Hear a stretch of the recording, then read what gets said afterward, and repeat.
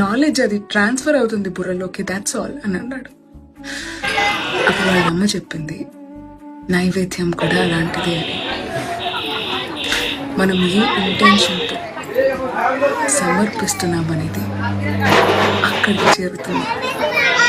దేవుని ముందు పెట్టే ప్రసాదం దేవుడి వరకు చేరుతుంది, దాని సువాసన చేరుతుంది.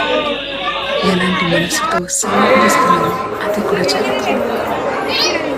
దేవుడికి సమర్పించిన తరువాత తీసుకునే ప్రసాదం అమృతంతో సమానం.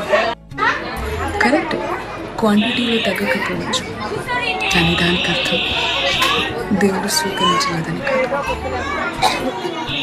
ఈ టెక్స్ట్ బుక్ లాగా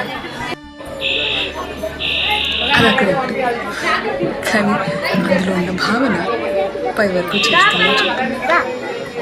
చిన్న కథ నచ్చింది.